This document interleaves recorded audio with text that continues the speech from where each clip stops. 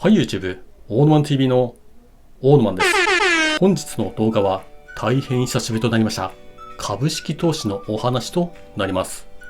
まずは直近過去3年間の私の株式投資の収支結果をご覧ください。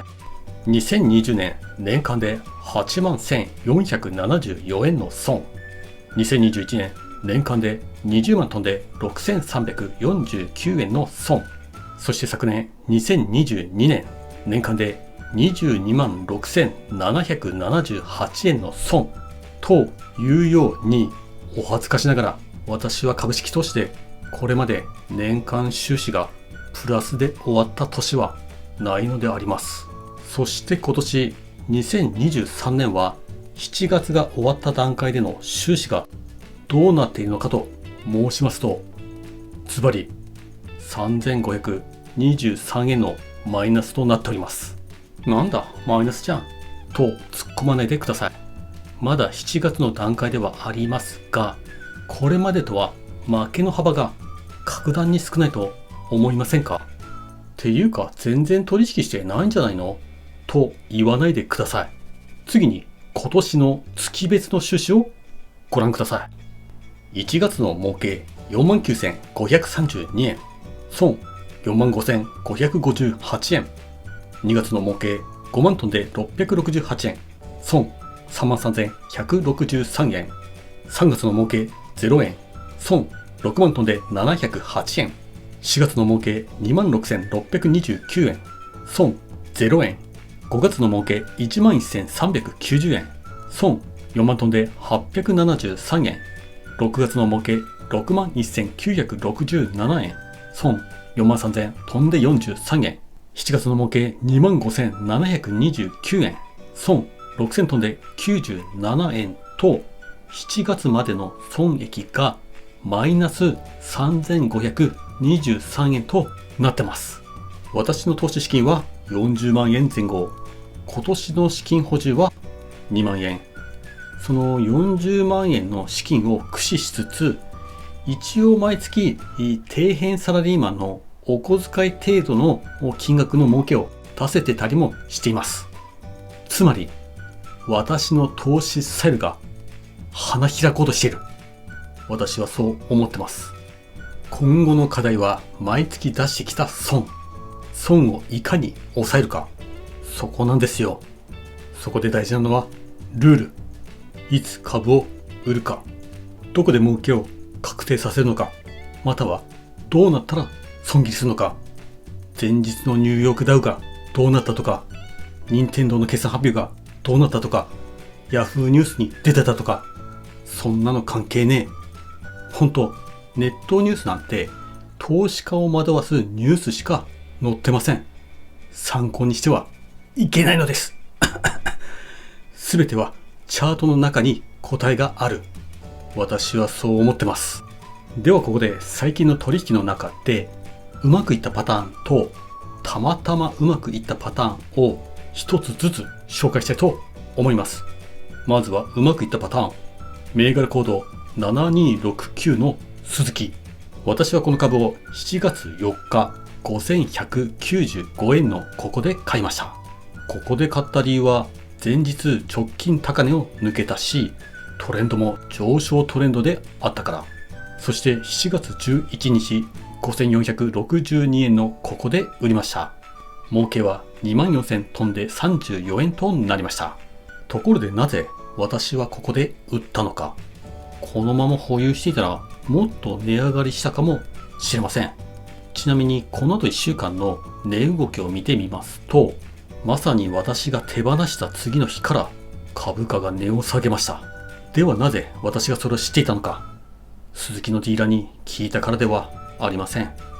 これはまさに相場志郎先生の9の法則を使ったからです。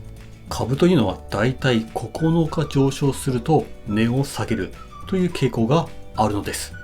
では実際に私が取引したこの期間を振り返ってみると、1日目は安値となった日、つまりここを起点に1,2,3,4,5,6,7,8,9、9日目は私が売却した日、そして翌日から下がりました。ちなみにその前の期間のここも見てみると、1日目がここで、1、2、3、4、5、6、7、8、9、10と1日多いですが、翌日から値を下げてます。これが9の法則です。もっと相場志郎先生の技を知りたい方は、絶賛発売中のこちらの本をご覧ください。説明欄にリンク貼っておきます。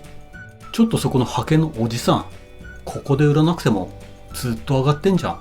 別に売る必要なくねと言わないように、今回は結果が分かっているから、ここで売る必要はないと判断できます。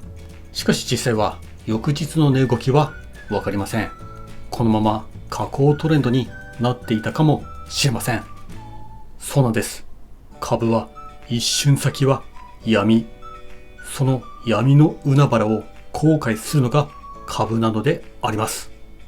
後悔の先にリーマンショックのような巨大な氷河が待ち受けているかもしれません。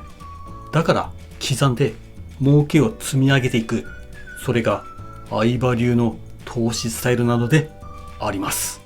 次はたまたまうまくいったパターンを紹介します。銘柄コード8267のイオン。私はこの銘柄を6月30日2941円のここで買いました。買った理由は直近の高値を抜けたこと、そして上昇トレンドであったこと。ところが翌日、株価は想定外の動きとなりました。ご覧のようにまさかの大陰線。したっけ翌日も大陰線。損切りする勇気もなく、ただ指をくわえて株価の下落を眺めるばかり。値を上げると思って買った株が予想に反して値下がりする。それを見て見ぬふりをする個人投資家がよくやるダメなことを私もしてしまいました。ところが私はチャンスがあるのではとも思っていました。理由はこちらをご覧ください。